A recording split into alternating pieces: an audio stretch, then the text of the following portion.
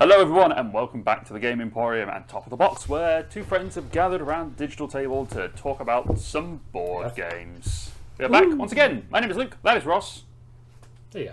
And we're going to talk about some board games, and not quite in the way we have done before. This is a new venture for us, sort of. It's still Top of the Box, we're still going to be talking about a bunch of board games, but this time we're talking about the games that came out, or are due to come out, in 2024. So they're listed on Board Game Geek as 2024 releases so far. Like, it's probably clear to point out that these are not going to be every game that is released in the next year, or next 10 months, in fact, because we're doing this at the end of February. There are currently 25 pages on Board Game Geek of stuff that's coming out in 2024. That includes things like promos and expansions and all sorts of things, but for the vast majority of it, that's going to be a good chunk of games. But a good chunk of games are released for Essen and Gen Con, so October. Yes. Yeah. So these are just the games that we're interested in, looking forward to, that are coming out this year. Will we play any of them? Who knows? It's really unlikely. Let's be honest. That's the big question. But we're gonna rattle through some of these. Obviously, we haven't played most of these yet. Some of them we have. We'll talk about that as we come to them. Some of these are going to be expansions. Some of these are just going to be little bits we're looking forward to over the year. We're just going to sort of rattle through the list because we probably know about as much as you do at this point, unless you spend your days on Board Game Geek scrolling through everything through. Could be scrolling. So that's what we're going to do today, I think. What did you think of the list of 2024 games overall? Some interesting ones. Overall, yeah. I'm pretty. There's a few on there which I'm a bit like. I've already seen. I was like, oh, interesting. And then they've already either been released or I've had the opportunity to play them on like BGA or something like that. And a bit like, oh, that's fun, a bit flat.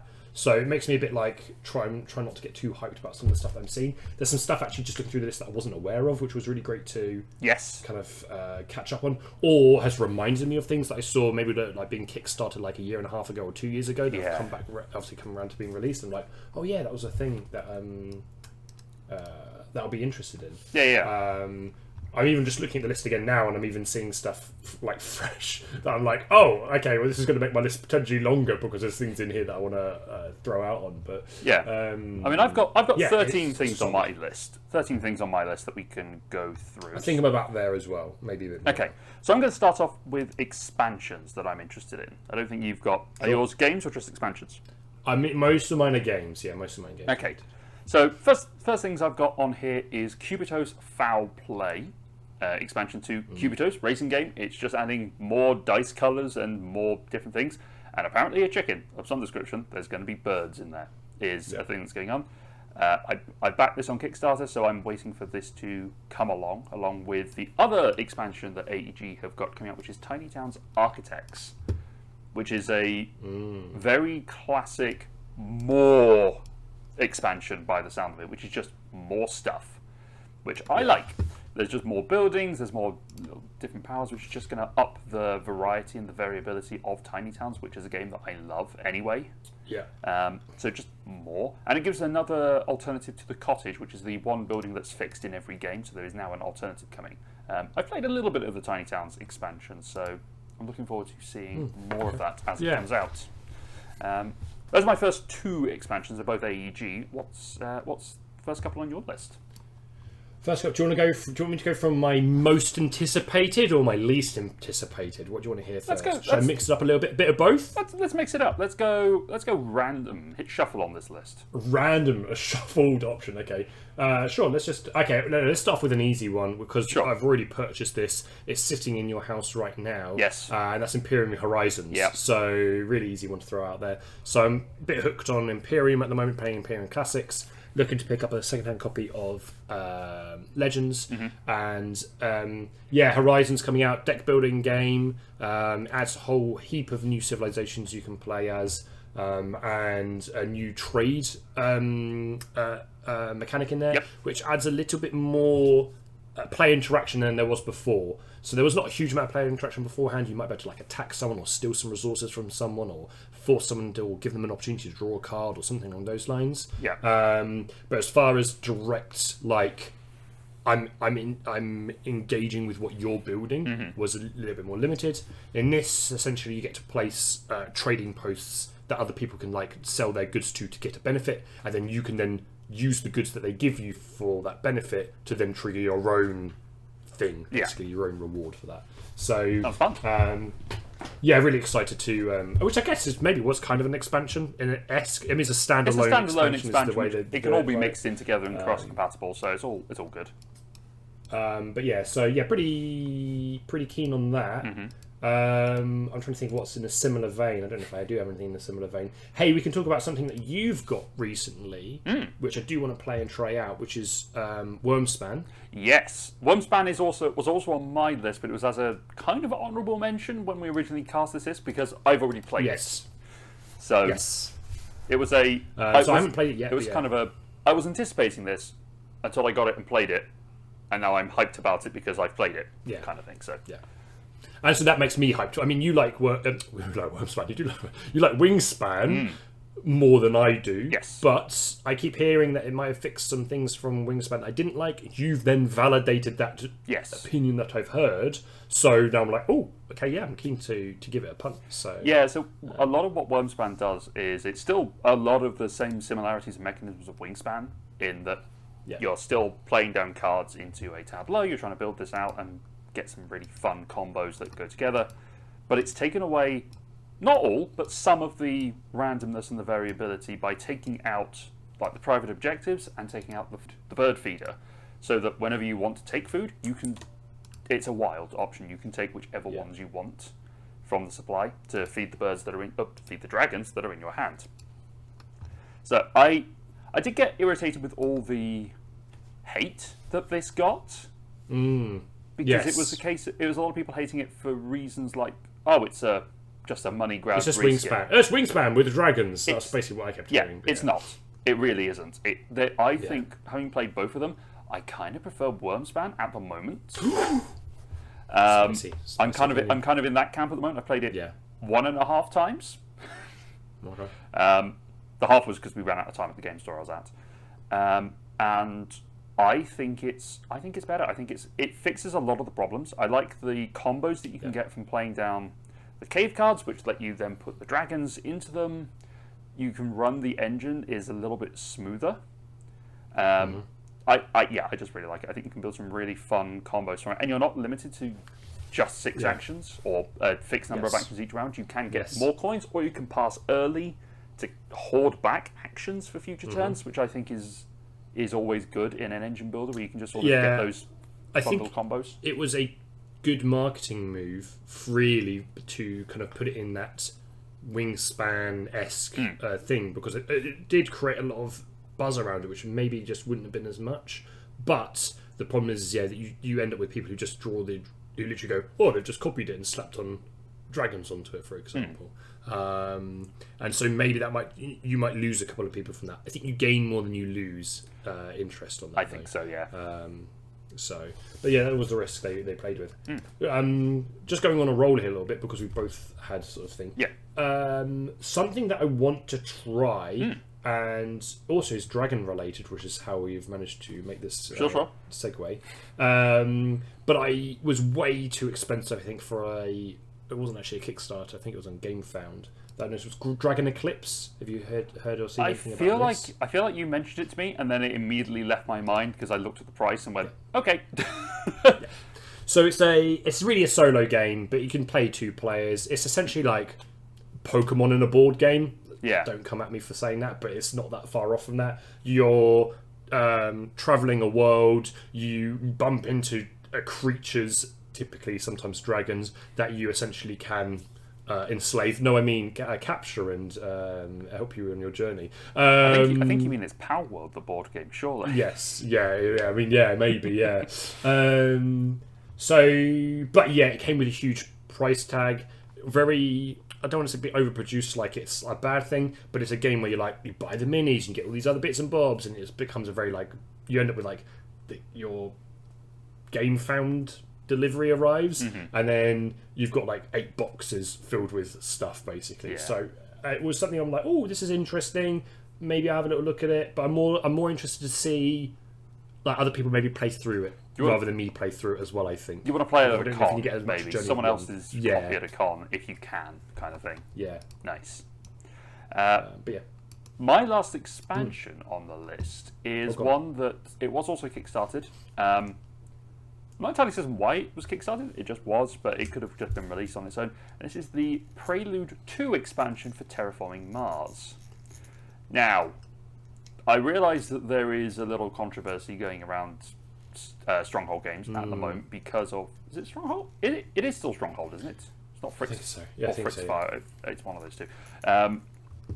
For the use of AI art in the game, which is not something I particularly endorse. And it's art is a different, that's a conversation that needs to be held somewhere else. I think that's not really for us to say. But I am interested in the Prelude 2, because Prelude was my favourite expansion of Terraforming Mars, right, by quite a long way. It accelerates the game quite dramatically. Yeah. And if this is a more of that, that's Yes. pretty good.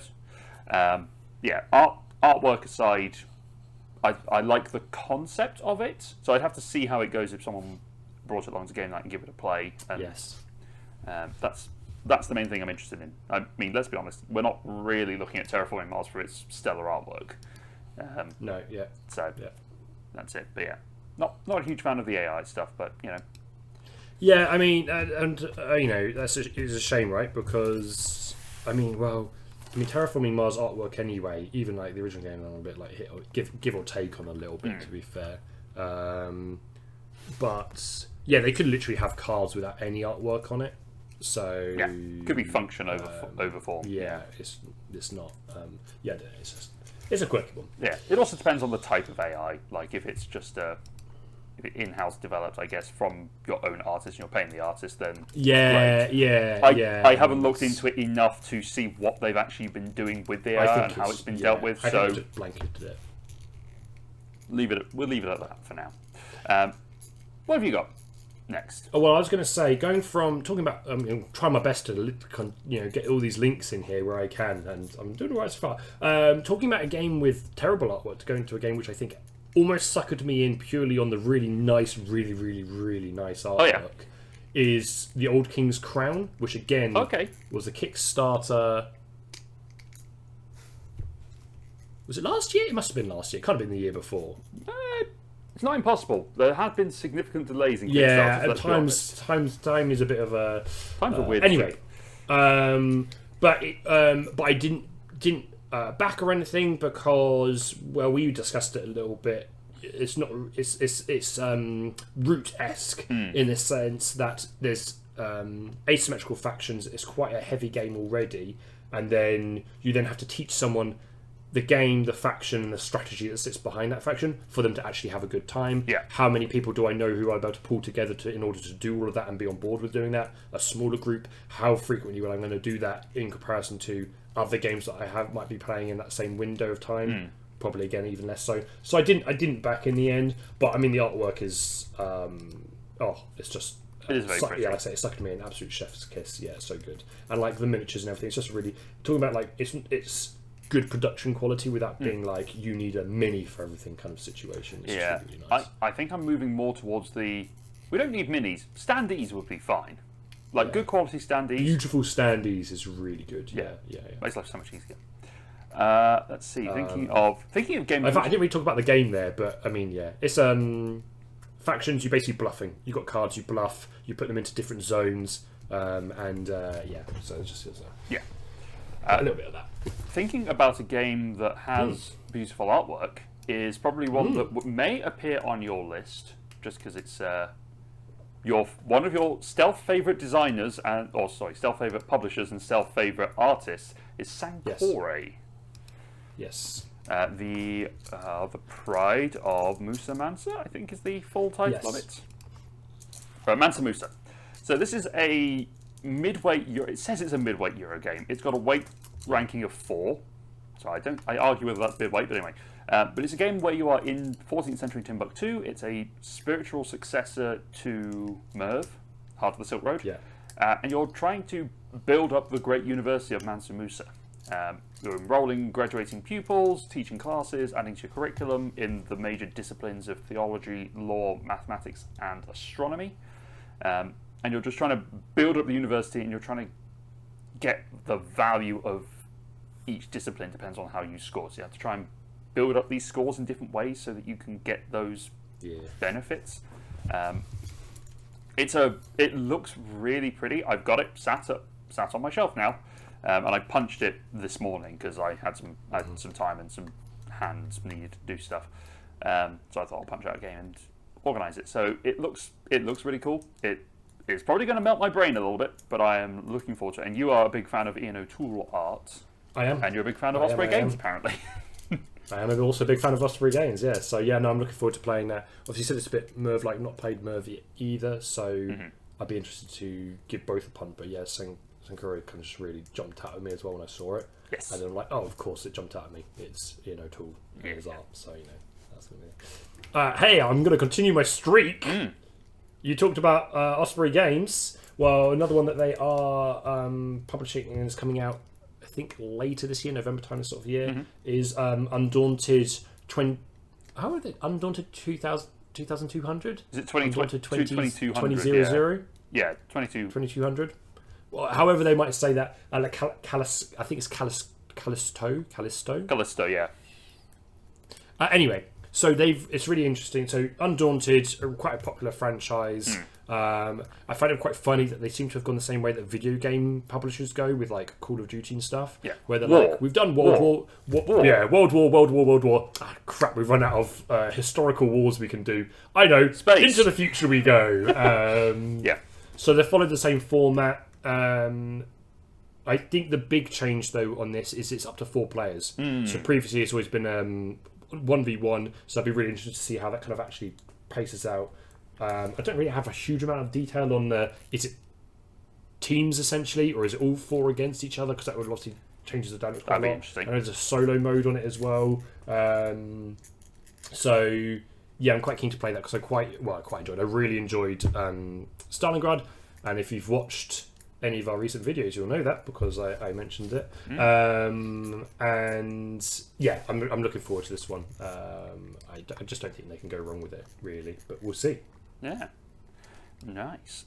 Well, thinking of a publisher that has sort of followed a general historical theme of where they're wandering along, the next one for me is Ezra and Nehemiah from Garfield Games. I'm probably saying those names wrong. I apologise if I am. But Ezra and Nehemiah is a game where you are returning back to Jerusalem and you're rebuilding Jerusalem after quite a catastrophic event. And you're doing all sorts of different actions to rebuild the city, keep the great pyre burning, and teach the Torah, and do all these sorts of things to look after the city. And it's a really interesting greatest hits of Garfield Games. Garfield Games are my favourite publisher, I think. They do a lot of really interesting stuff. And this game has got some of the more interesting parts out of Viscounts of the West Kingdom, Paladins, and Architects of the West Kingdom. Got all 3 of those sort of going on at the same time, and it's just a really neat game. I've already played it once on Tabletop Simulator, so I'm just looking forward to getting it to the table and playing it repeatedly, getting more going. Yeah, nice. Yeah, that's I can't think of a good link to any of my other games now, so my streak has come to an end. Oh, unfortunately. But talking of streaks coming to an end. Yeah, if only that would work. Should have figured out. No, I can't think of anything good. I will. Let me think about where I'm going to go. Should I continue? I'll continue the Kickstarters that is or crowdfunded, I should say. Should be more generic. Crowdfunding games that I didn't back, but did or didn't back that I saw. I'm going to go with the last one I think on my list that I have backed. I'm checking. Yes, I have backed, which is an age contrived. Yes. This is a. How do they describe it on here? It's an engine building game, but there you go. A fantasy Euro game of engine building and resource programming. You play as a god, where you're the powerful, where you are only as powerful as the mortals of this unstable world you believe you are. Your goal is to establish yourself as the Pantheon's prevailing god by securing mortal belief. You advance, blah, blah, blah, blah, blah. But it's got some nice little action sort of selection style thing. You're moving around the map, but you've got to make sure that you are gathering resources and contributing to building these monuments, essentially. It's one we need to play again. I think we should go back and play the digital version again, just to get another little reminder for it.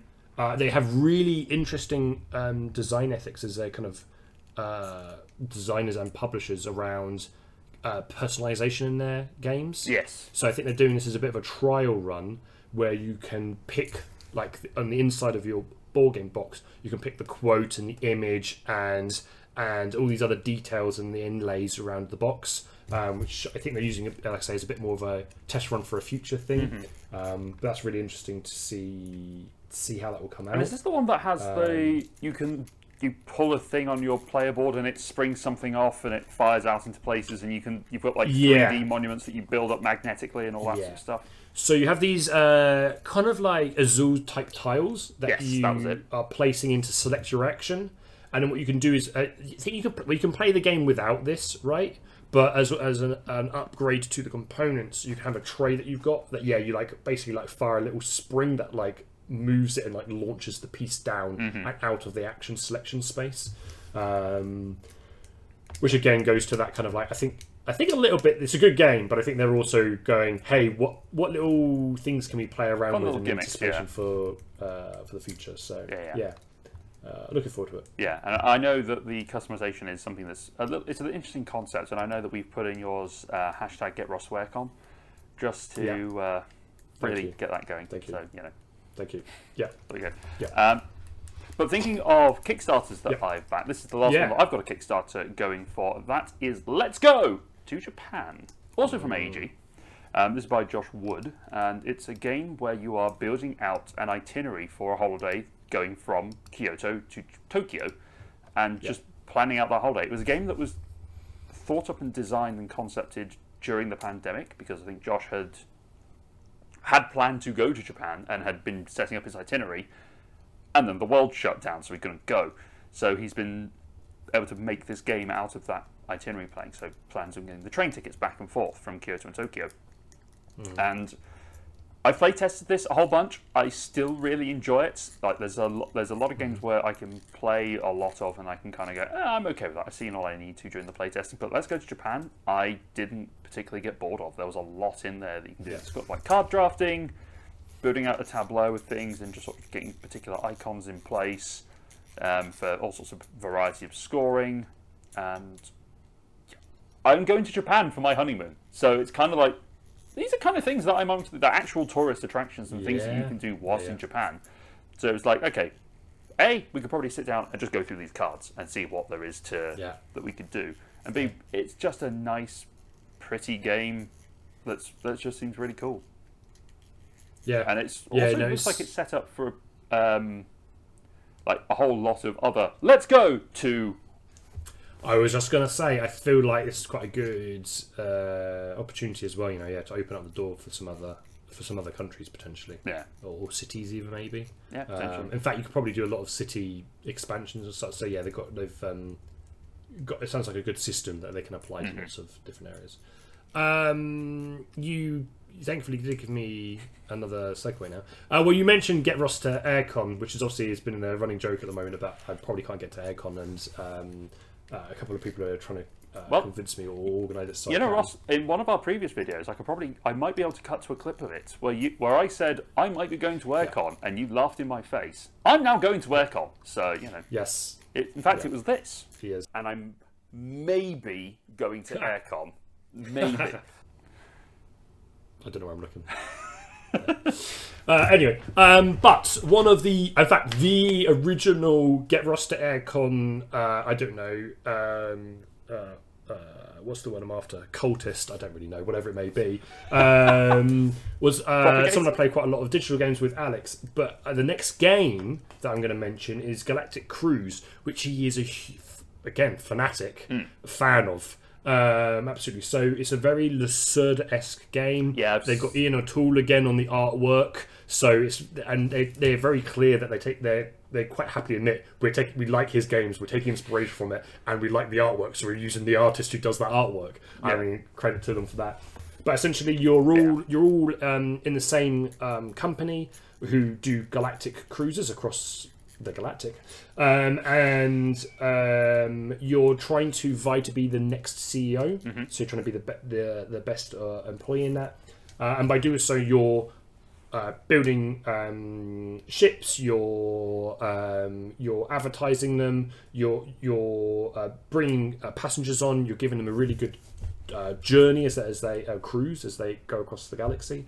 But yeah, really good action selection game. Got some really tidy mechanisms in there. Yeah, really good game. It looks really good. I think it's going to be coming out for the Kickstarter. I think April. I think it is. Cautiously say quite soon. Starting. So, and it should be delivered by the end of the year as well on that. So a quick turnaround on that. But yeah, I've played it a couple of times digitally now. Three times as part of the playtesting stuff, and yeah, it's good. It is good. It is really, really good. But yeah, shout out to Alex basically, because he would probably screamed if I hadn't mentioned it. I think for the upcoming games this year. Well, thinking of a game designer and publisher that is using other people's games as inspiration, my next one is Rolling Realms Redux. So this is the next in the Stonemaier games of Rolling Realms, which is just a bunch of... It started off with just being a bunch of roll and write cards that you can play with and just sort of mix in the different Stonemaier worlds. So there was all sorts of... Each round you would have 3 of them set out in front of you. You would roll the dice and you sort of tick them off in a roll and write fashion. Lately, they've been going into dealing with other publishers and other games. So there's things like Architects of the West Kingdom, there's Terra Mystica, there's Boon Lake, there's all sorts of things that are now available for the gamer of your choice. And the Redux version is basically a new version, a bigger box, which is designed to hold all of the expansions that are, or the promos I should say, that have been released to date, plus the original content, and 12 new games and realms that can be thrown in there. So even if you have the original game and the new version, you'll have 24 to play with, plus however many of the other promos that you have. So I'm excited for that. The gameplay is obviously going to be very similar because it's Rolling Realms. Here's some more stuff that you can throw in. Yeah. But it's a more expansion to a already quite intricate and well developed roll and write game. So I'm here for it. Yeah, Rolling Realms is one which I'm just really like, I need to play more of that. And we've talked about it before. I love the marketing strategy around it and the opportunities that they have. It's really, really good. So yeah, I'm excited. I'm excited too, and I don't even own it. So yeah, cool. Go on. Awkward segue time. Yeah, I don't know if I've got one. That's what I was pausing to try to think of one. I think I've got like maybe 5 or so games left. This is good because I've got a good ordering to these. In fact, I do have a bit of a segue because a minute ago I mentioned Lacerda, and there is a Lacerda coming out this year because there's one pretty much coming out every year. But there's one that I want to again. I skipped out on the Kickstarter one because I hadn't got my Lacerda craze at that point. Now you but do. that is Inventions. Yes. So yeah. So Inventions Evolution of Ideas. I think they had to have a little extra bit on the end there because I think there's other inventions out there. I mean, I feel like I'd be describing every Lacerda game a little bit that there is with some slight variations, but worker placement. You are you're innovating basically. You come up with ideas. You have cars which have all these different inventions that have been over the course of history, and you're trying to progress your specific society in those areas. But yeah, it's just again the sort of game in a tool artwork. Can't really miss. Yeah, to be honest with you. Heavy though, obviously. Yeah, it's going to be a heavy one. They always tend to be. But yeah, I mean, in the same vein of heavy games. Same designer, same publisher, same artist. not as yours, but in the same ones as a series that you quite enjoy. My next one is going to be Inventors of the South Tigris.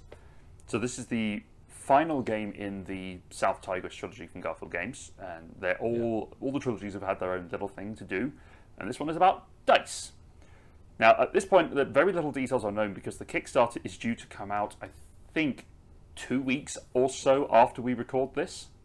It may be even coming out next week, the next week or so. I can't remember off the top of my head.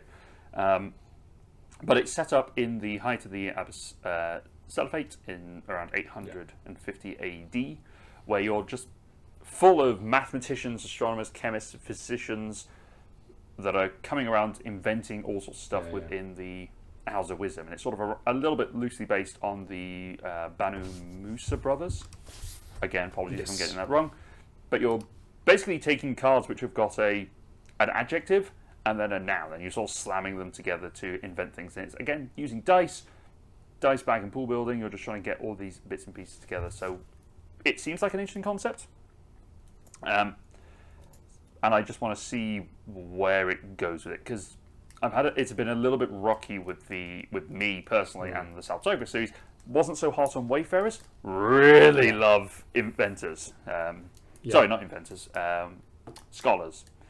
So I knew you meant. Kind of see where we go on those ones. So that's it for me. That's that one. Awesome. I've got the last, I think, on my definitely absolutely 100%. Definitely 100 is absolutely 100% play. Rather than I'm just like, oh, this could be interesting. Is Arcs, which is a game you're probably going to go, I'll pass based on things I'm about to tell you.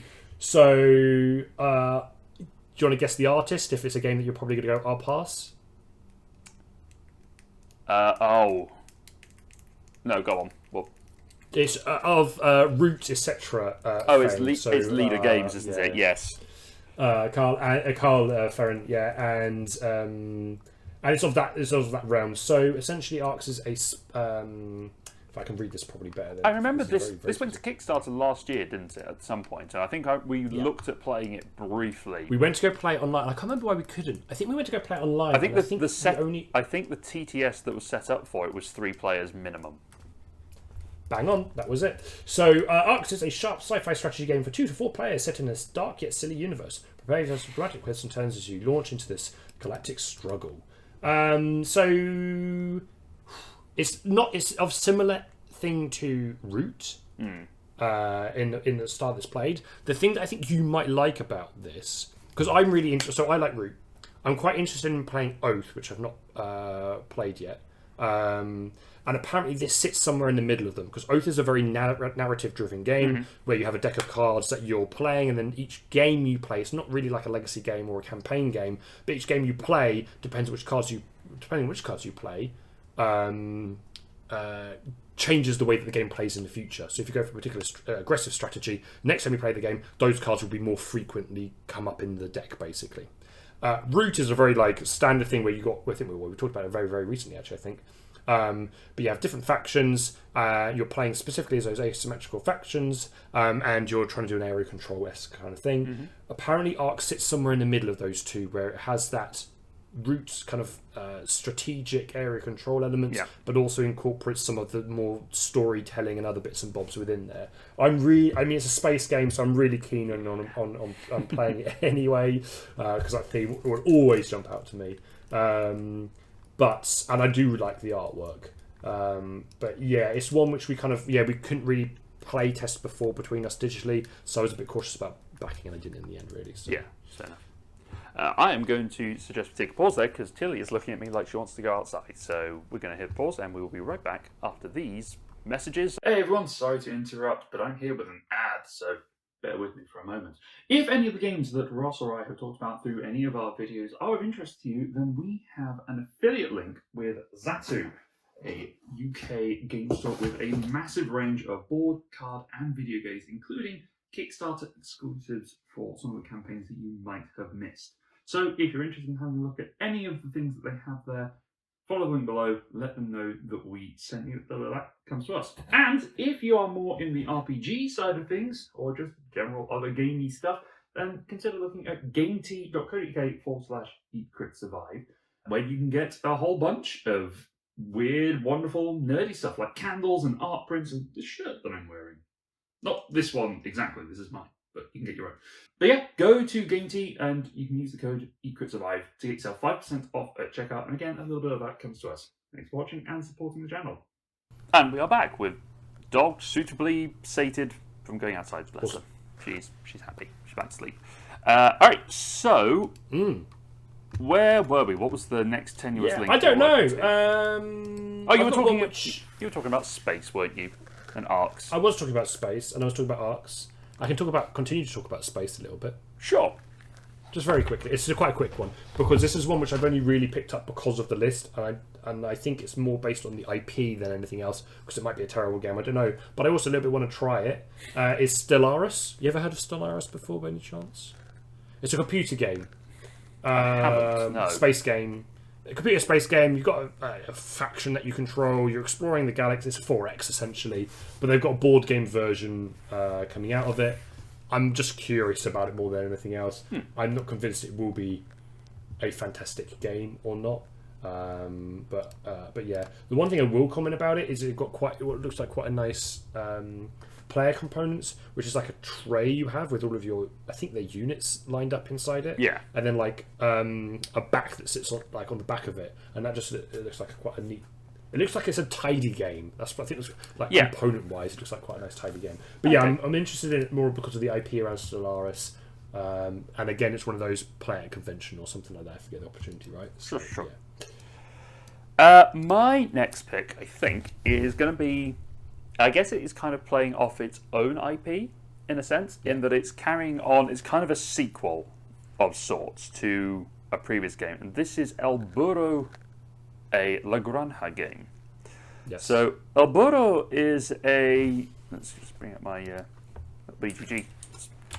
So yeah, El Burro is a game where you are developing a farm in Mallorca and you're moving goods to the port of La Palma. And I like Mallorca as a place. It's a very lovely place, very nice place to go on holiday. But it does a lot of things that are very similar in El Burro to La Granja, in that you have your multi-purpose cards, you've got dice drafting, you're manipulating different elements such as donkey cards and deliveries. It's got a nice little solo mode that's in there, and you're trying to manipulate your farm to maximize your cards and your dice. So it's very similar to La Granja in that sense, but it feels like it's a little more dice related. Okay. Potentially. It seems like it has a little bit more of the dice involvement in there. But it just feels like it's a La Granja plus, maybe, or maybe it might be. It's either that or it's a La Granja stripped back a little bit to make it a little bit less imposing, I suppose. Yeah. But it's just a nice thematic sequel. Yeah. Nice. Just sounds nice. Good. Yeah. I mean, I quite like La Granja, so I'd be interested to play this if it's got that similar feel to it.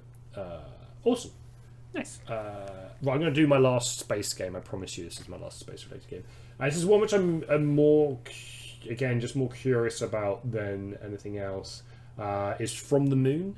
I've heard of this. I haven't looked into it, but I've heard it. No, it's got really fun. It's quite a fun little thing around. You have these like lunar rovers, essentially, that you're actually physically putting workers inside that are sitting on the board. Okay. But essentially, it's a it's kind of Fetch Quest-esque board game. No, you're basically like building a bit of an engine. And you're moving your units around within a kind of a grid with tiles on it on these rovers, basically. But yeah, it's one which I'm kind of, again, like I say, it's just a mild curiosity around. And it's space themed, so it tends to jump up my list a little bit. Win you over, which was on my radar. I'm going to go to the other end and go to a theme that I quite enjoy, which is a little bit more the medieval fantasy style things, and come back with a re-implementation, I should say, of a previous game that is very out of print, but I do happen to have a copy of it. It's probably the rarest game I have, and this game is Tales of the Arthurian Knights. So this is the spiritual successor, well, it is the successful re-implementation of Tales of the Arabian Nights, Yeah. which I really enjoy. I think it's a really good storytelling game where you're going through the various tales of the Arabian Nights, the 101 tales of so on and so forth, where you've just got all these different events happen. You've got a book that you read out of, and it just gives you these lists and tables.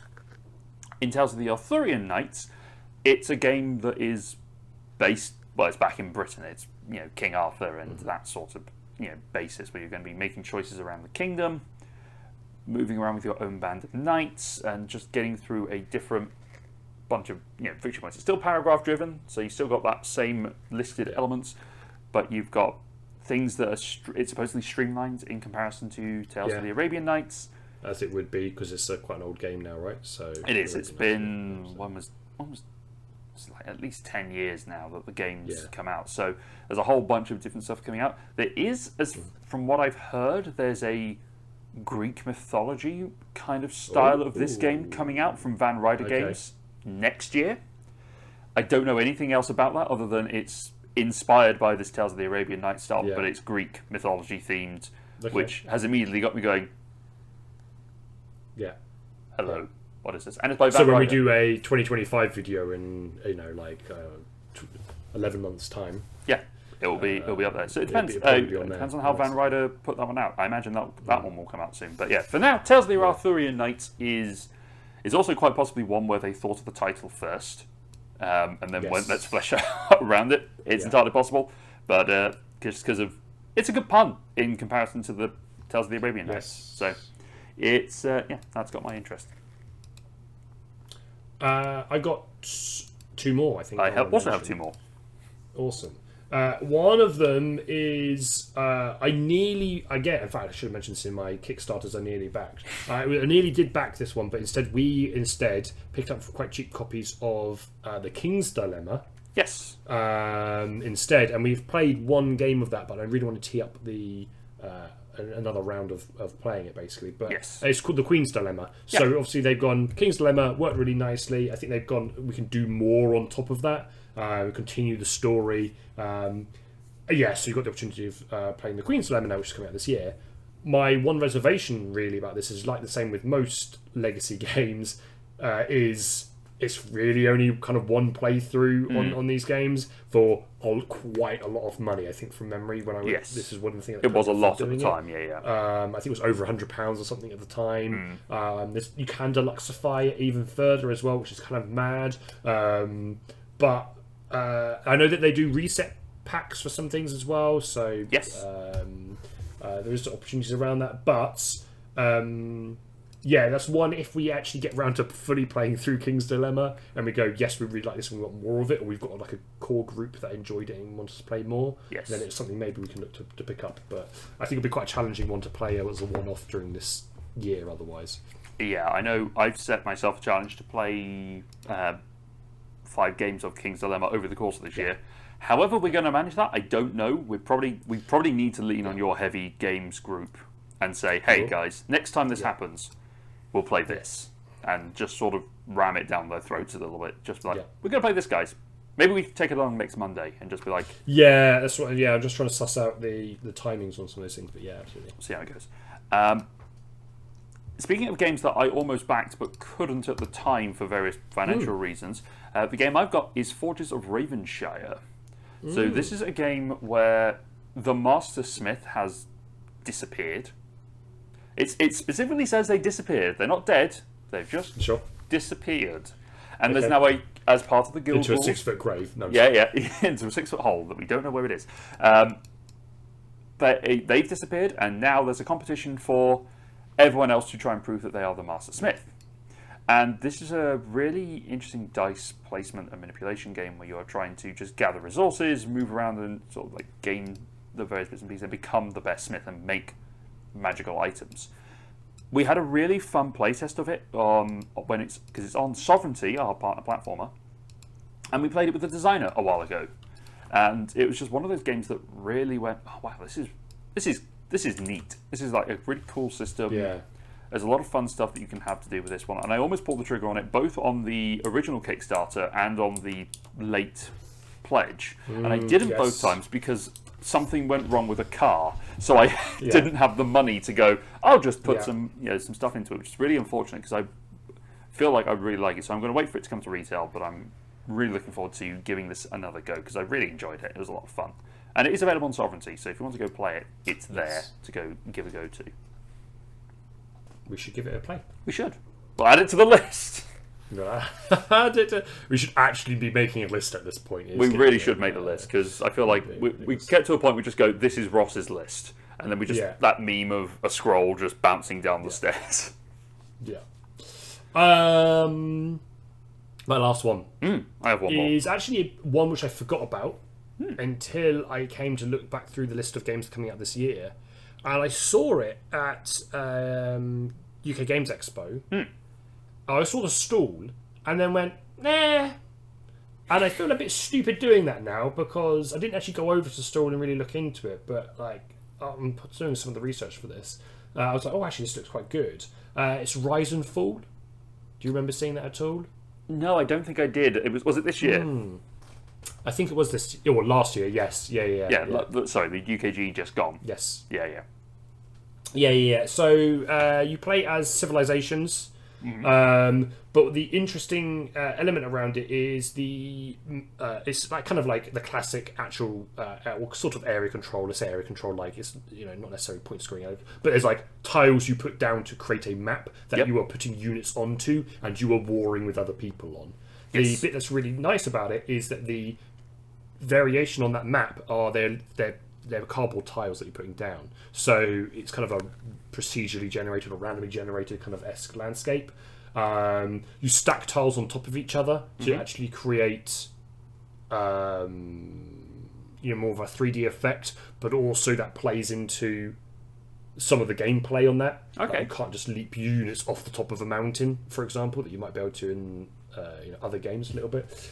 And the meeples look really pretty. I mean, again, I'm suckered in by like art and nice. But the meeples look really, really nice quality. Like it's just quite. It seems like it's well, I maybe I'm wrong. I feel like it's gone under the radar a little bit. Maybe. I haven't heard of it certainly. But yeah, here you go. Really quickly, so full control. Oh yeah, in fact, the other bit as well, which I saw about this, which I really, really liked, which I'm just jumping ahead now, is there's no luck randomness. There's no dice when you're attacking each other or doing anything in the game. There's no kind of surprises on that, which which is why I always play a Small World over Risk or whatever, for example. Sure. So, but yeah, it says a full control strategic game. Each player controls a civilization trying to expand and progress in the fantasy world. This world displays a unique landscape where glaciers live on islands and huge cliffs are common barriers and challenges to overcome. This gorgeous land, each player starts with a small tribe, including these things, and some other units, but also temples, merchants, and precious highlanders. The only ones able to pass through the astonishing cliffs. So there's actually like some. It's a game where you set up a map, but it's not randomly generated. And then that's kind of it. There's actually, it seems to be a bit more rules based behind it. Interesting. So kind of Carcassonne-like in that there's some logic that fits into the tile placement.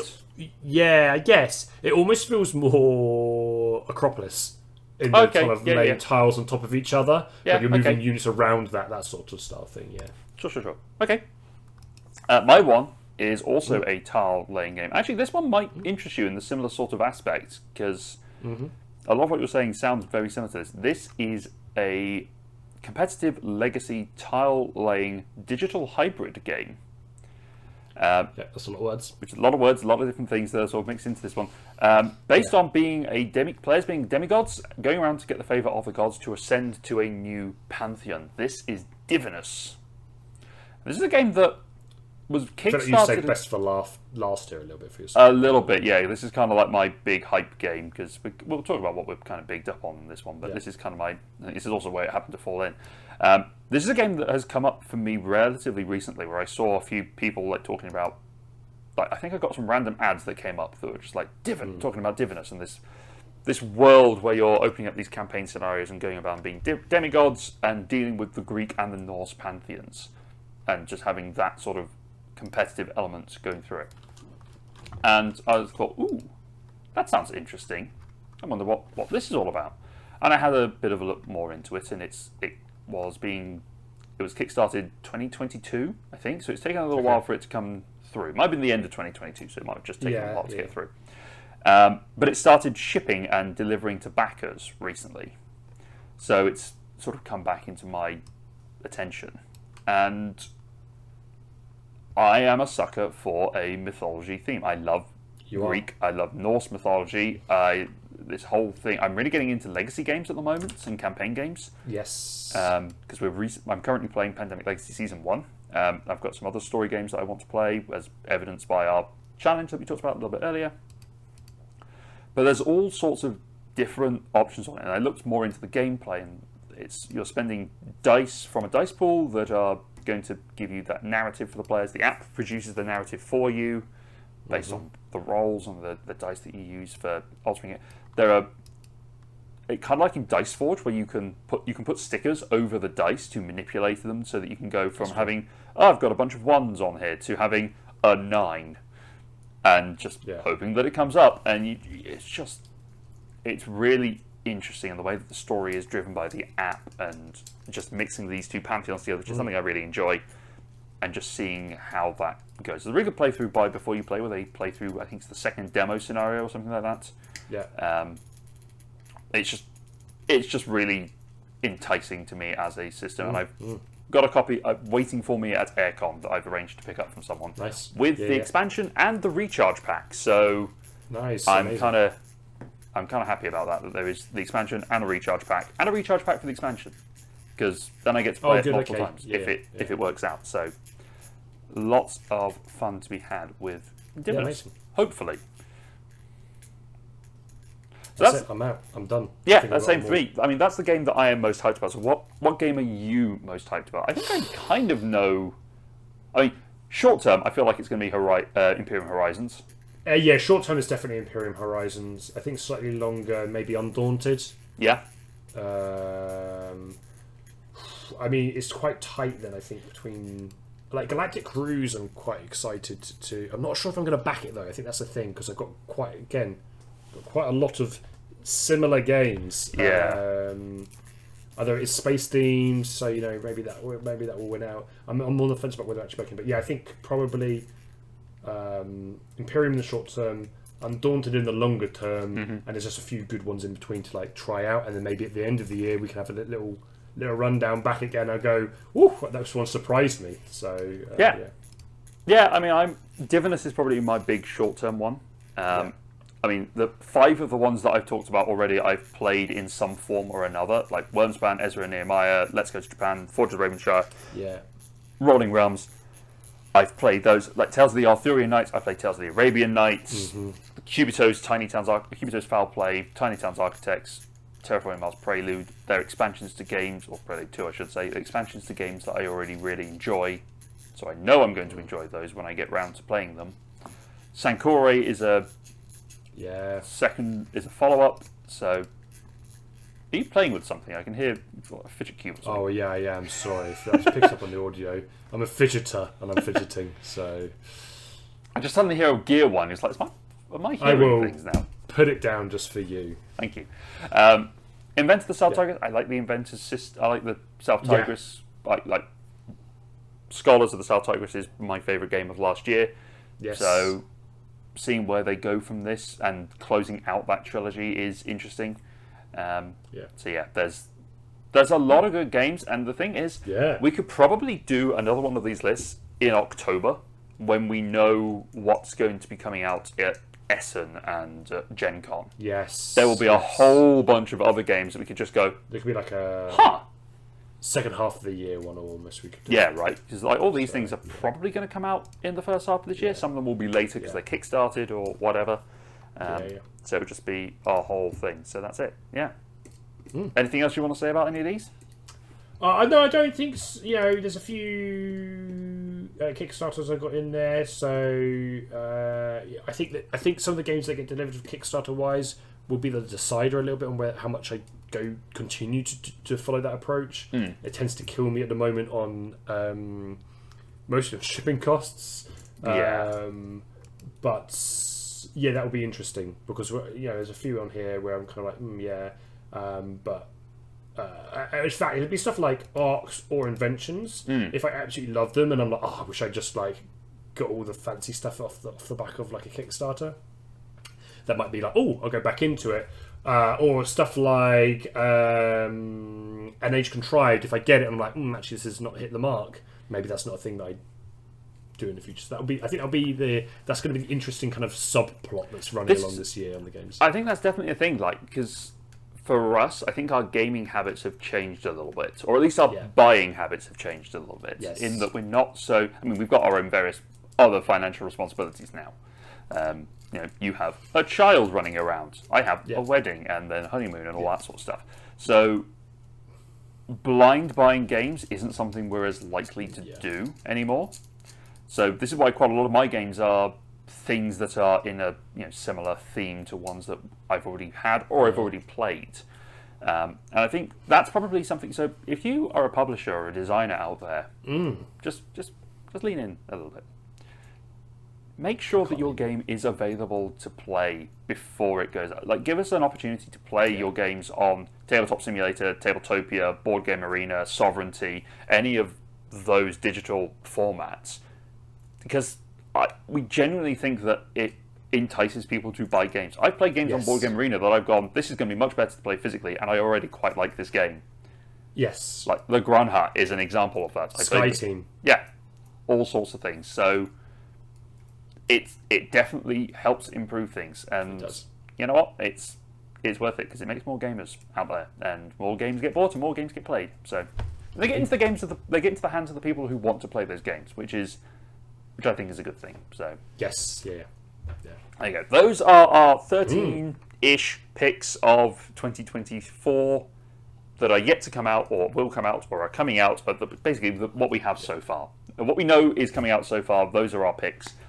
What do you think? Are there any games in our list that you particularly are interested in? Are there any games that we've missed off that we haven't brought up? That would be what I'd be interested in, because there's a big old list and I didn't get an opportunity to look at every single game, so that would be what I'd be keen to read about. Do you have the inside scoop on anything that's coming up soon? That could be interesting. We could get the scoop, an exclusive. So yeah, if you like what you see here, get involved in the conversation, give us a thumbs up, share this video with people, let them know. We are a little late to the party of 2023 games, I will admit. By the time this comes, 2024 games. We didn't want to jump the gun on our previous year's videos, right? Yeah, so, I mean, by the time this comes out, it'll probably be early March. But you know what? We got there eventually. We did do it eventually. Before the financial year. This is a financial year view. Yeah. That's the... Yes. That's the big break. We'll ignore the fact that some of these games have already come out, but yeah, it's fine. It's fine. Anyway, thank you very much for watching, everyone. We'll see you again very soon. Let us know what you thought about this slight change in format, by the way, because we just had a little bit more conversational. So there's a little bit more going on. Until next time, thank you very much for watching. We'll see you soon. Bye-bye.